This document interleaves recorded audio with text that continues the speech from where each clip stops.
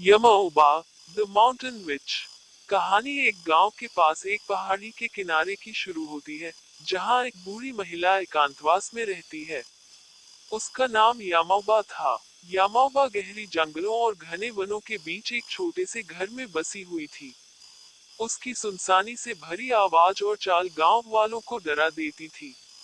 लोग कहते थे कि वह एक जादूगरनी है, जो अपने जादू का सहारा लेती है और गांव के लोगों को भूतिया दरियाओं की ओर खींच लेती है।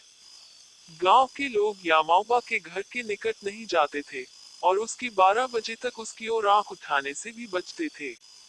लेकिन एक दिन, एक उत्सुक युवक, नाम सुधीर, जिसकी बहुत ही जिज्ञासु नतीजे थे, ने निश्चित किया कि वह यामाओबा के घर में जाकर उसकी रहस्यमय दुनिया को जाने में सफल होगा। एक दिन, सुधीर ने अपने दोस्तों को ले जाकर यामाओबा के घर के निकट पहुंचा। घर के बाहर से ही उन्होंने वहां की भयंकर सुनसानी को महसूस किया। वे धीरे धीरे आगे बढ़े और घर की ओर बढ़ते हुए वे अपने दिल में बहुत ही डर महसूस करने लगे। लेकिन सुधीर की उत्सुकता उसे वहां के द्वार पर जाने के लिए प्रेरित कर रही थी। उसने दरवाजे को खोला और अंदर घुसा। अंदर, उसने देखा कि घर बहुत ही अजीब था।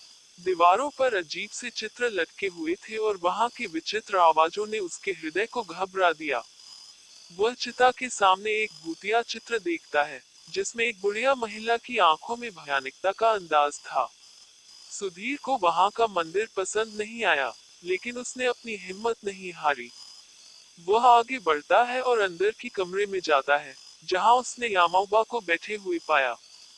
वह बहुत ही बुरी और डरावनी दिख रही थी। उसकी आंखों में भयानकता का अंदाज था, जिसने सुधीर को चौंका दिया।